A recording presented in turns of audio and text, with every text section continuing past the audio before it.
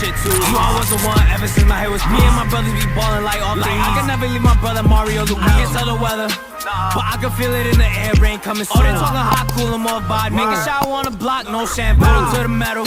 What the heck is going on with y'all? It's your boy Heck, and I'm welcoming you back to the What.Da.Hecpodcast, where basketball is an art and the courts are canvas. In this episode, we're going to go over Isaiah Thomas's return to the G League. Yes, some more G League contact, I know.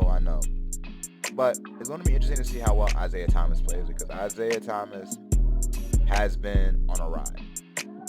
He went from being Mr. Fourth Quarter to getting hurt, to getting traded to the Lakers, to getting 10-day contracts, to him dropping 81 points in a Pro-Am game, to him playing the G League and dropping 40. It's going to be interesting to see how well he plays. And this should be a good watch because he's 5'9" and knows how to play.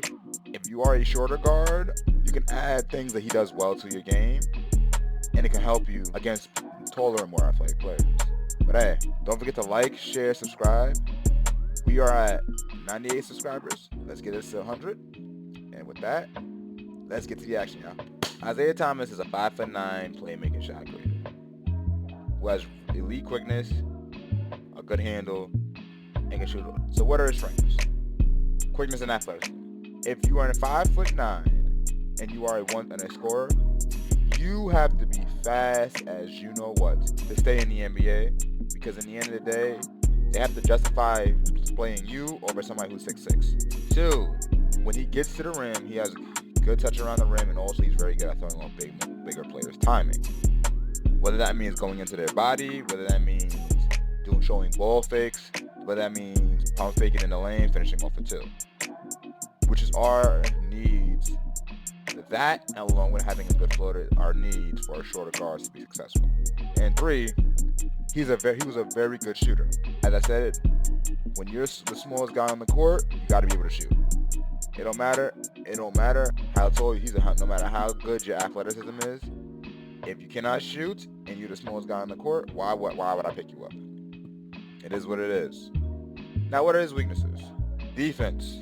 Isaiah Thomas, even though he's stout, if he gets switched on to a 7-footer in the post, it's a bucket.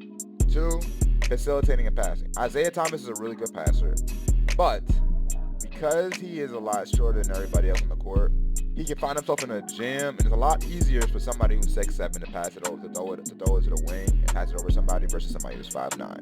And that's one of the reasons why he has a high number, so I have a high number of turnovers. And 3, health and durability. Ever since IT's hip injury, he hasn't really been the same Isaiah Thomas, aka your leading scorer.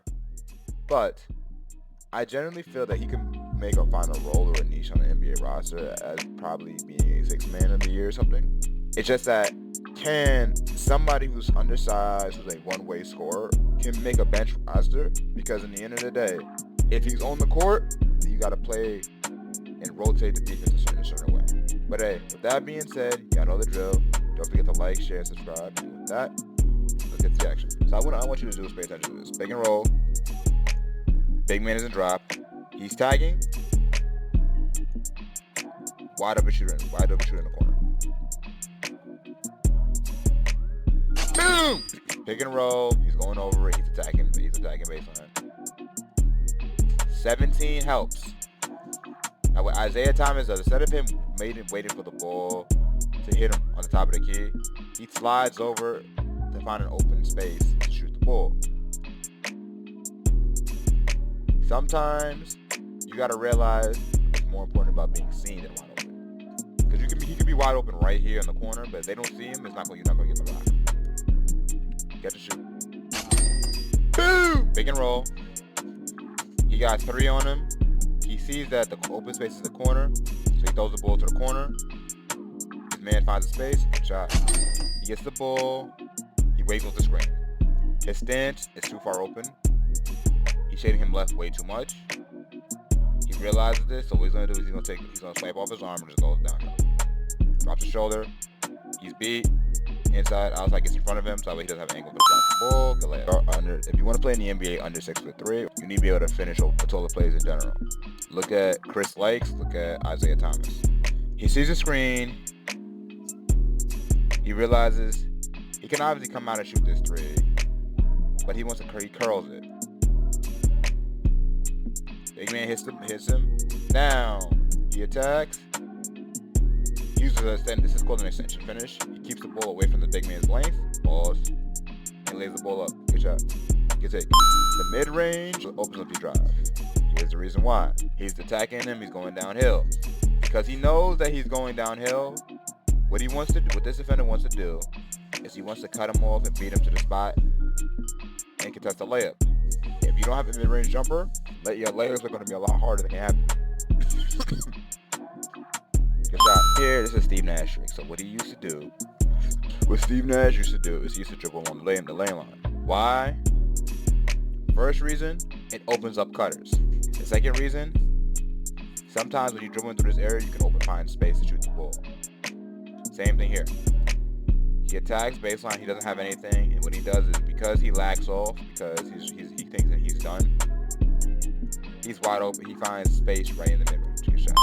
Do I think he can make an NBA roster? I mean, I feel that here is the issue. If he's not scoring more than 15 points a game on a call up, it doesn't make sense for him to be called up. Because in the end of the day, he's not a defender. He's not a rebounder. He can be a secondary ball handler on a team. But guess what? The major problem that they're gonna have is his defense and his athleticism. So I really don't think calling up Isaiah Thomas is actually a really good idea for an NBA roster. Do I wish him to get called up? Absolutely. I believe that he deserves a second chance because everything that he did with Boston should have been rewarded. But man, I want to see him succeed. A lot of it has to do with he was just placed in an unfortunate situation, and Boston was grimy for what they did. But hey, let me know how y'all feel about the situation in the comment section below. But with that, thank y'all for tuning into the What the Heck podcast. Don't forget to like, share, subscribe. I love y'all. I appreciate y'all. Y'all know the drill. We turn down.